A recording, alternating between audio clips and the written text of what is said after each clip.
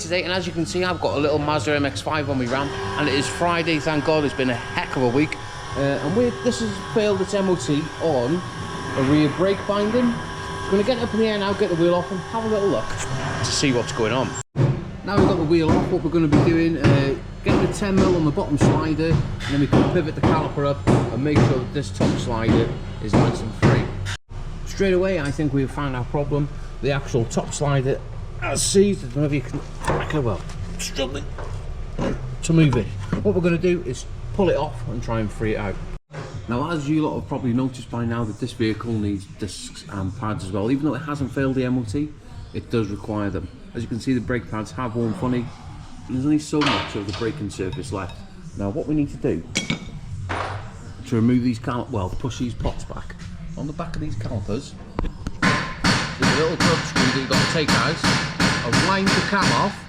And what that cam does, that adjusts the handbrake. I've had loads of these over the years where people have gone, oh, the caliper sees I can't push it back. It's because you haven't undone that little cam inside there, which I'll show you now.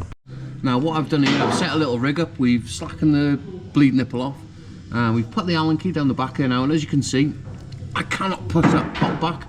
So what we're going to do, just turn it anti-clockwise, like so, until it comes to the stop. Well, you can see it winding back now on its own. And then once that's wound back, we can push that pot back, keep winding it until it goes all the way back, and then lock that bleed nipple off. Now I've gone ahead and removed the discs. Very simple to do. 2 bolts holding the caliper carrier and on the hub. I put the new discs on. As you can see, what we're going to do, we're going to build these back up. Now, before we put the caliper carrier back on, we're going to make sure that this top slider pin is nice and free, and we're going to just clean the contact points up with a little bit of a file. You can do it as much as you want with a little wire brush. It never cleans them good. So what I do, get a little file and just get them nice and flat. Now, these rear brake pads, you can be kind of fiddly when you're putting them back in because they've got little springs in them.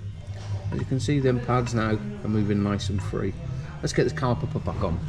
Now, think back to the beginning of the video that this top slider here was actually seized. Now, what I've done to give it a clean off, 3M Scotch pad, and give that pin a good cleaner-oonie.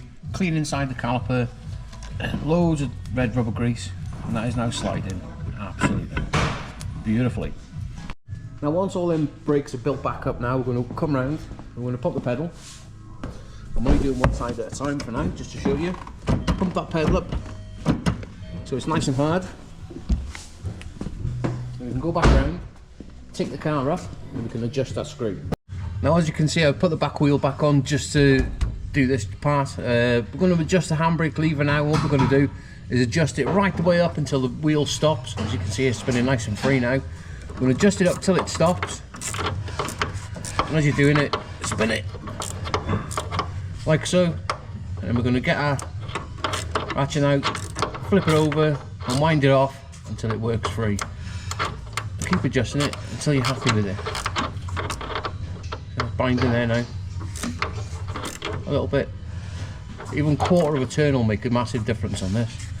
I'm happy with that. Absolutely perfect. And once you're happy with everything, then you can go ahead and put your blanking plug back in and your dust cap back on the bleed nipple.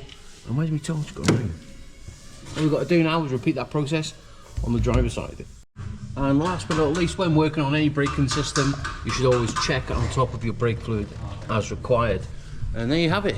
That is one brake repaired on a little Mazda MX-5. Take it down the road now for a little bit of a test drive, and we'll get it sent. Once we've finished with all the back brakes now, both sides, pump the brake pedal up, grab your handbrake, got a little pull up, and just check, see if it's working, which it is. Release it, and handbrake is now off. Absolutely beautiful.